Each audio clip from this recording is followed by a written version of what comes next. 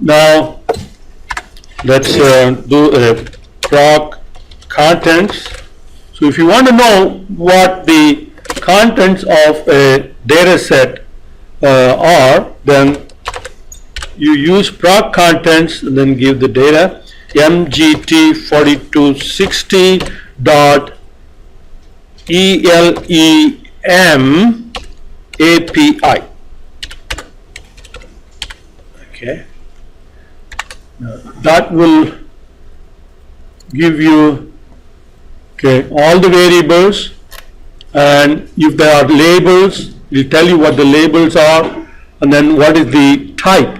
So they are all numeric and the length are given. Okay. All right. Now we can do proc means. Okay. Well, let me copy this and then do proc. So change it to means, then it will give you the means. Okay, so here are the means. So these are some preliminary basic exploratory analysis that you can do to see what the values are, and then by looking at the maximum and the minimum we can figure out whether there are any unusual values that you don't really expect. For example, if you have in percentage of college graduates and you get 200 or something, then you know that there is a problem. Okay, so you can check to see whether the data is clean enough. And then we have proc correlation. We can run proc correlation.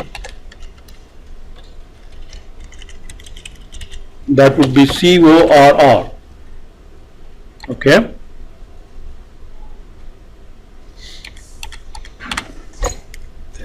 Now if you don't want all the variables, obviously you don't want all the variables because there are some which are not really numeric variables like school number and district number, who cares about those?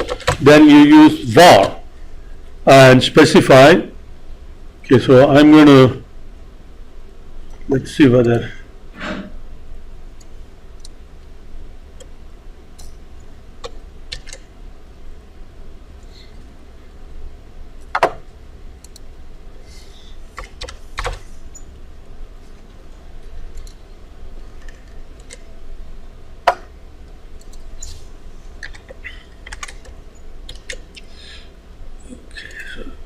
to make it a little easier for me to type in these variables, I just copy pasted them and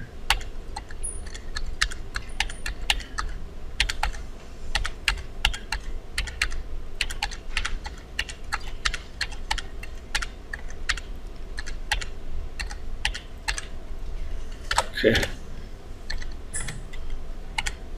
So now this will run the correlation just for those variables, not including the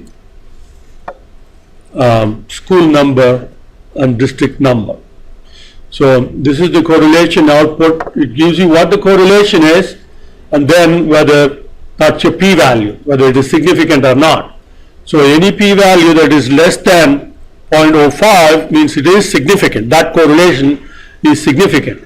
So here there is a correlation that is not significant. But you really are interested in correlation of all these other variables with API 2000. That's what is of interest to you. And of course, if you want to check for multicollinearity, then you can check the other correlations. Okay. And we want regression. Okay, so here is how you will run regression. So very simple, proc reg, right, the data set, and then instead of var, what you should do is you give model. Okay, model, and then you specify the dependent variable, that is your y variable, equal to, so now you don't want those two, okay, the rest, starting from growth. Now growth is also not, growth is the difference between 2000 and 1999 API scores. So model y variable equal to all the x variables that you want to consider, okay. Now this will give you the results for that regression, that one single regression. Okay, so it gives you lots of charts, and here is the output, okay, and the parameters, that's your b sub 0, b sub 1, b sub 2, and so on. And here is our ANOVA table. So is the regression significant? Yes, less than. So it is significant. Yes. Okay. And the R squared value is, here is R squared, which is pretty good. Okay. Now if you want, actually here there is one problem though, okay, and that is meal category. Meal category is actually a categorical variable. Okay. So when you have categorical variables in regression analysis, what should you do?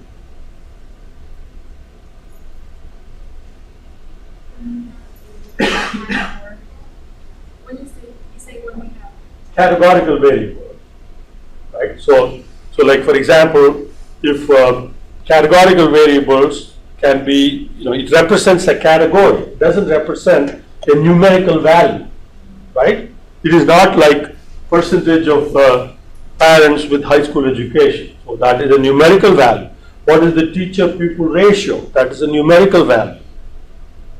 But category is not a numerical value, so you cannot include numerical categorical variables into regression model. What you have to do is to define dummy variables for categorical variables, right?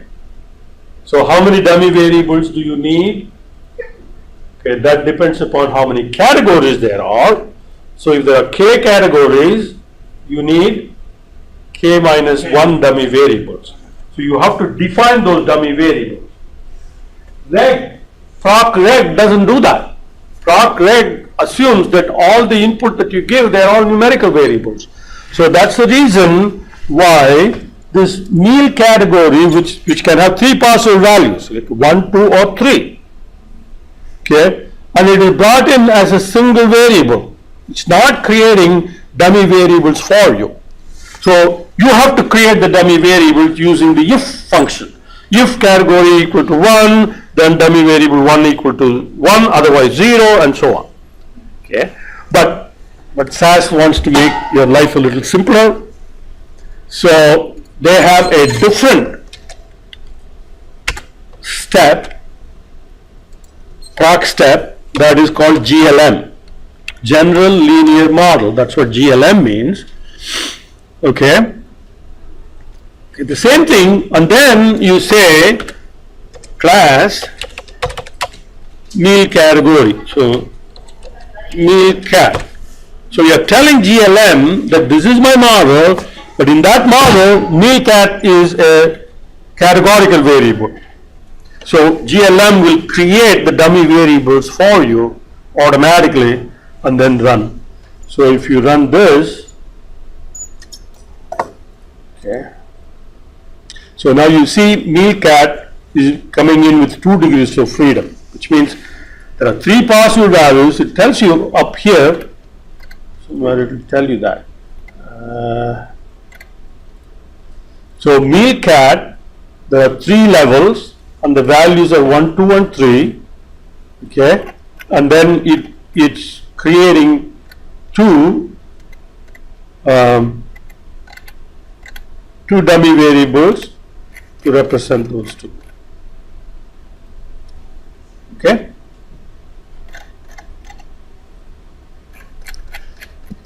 And one last thing about regression is model selection. Okay, stepwise, forward selection, backward elimination, you remember that? One more.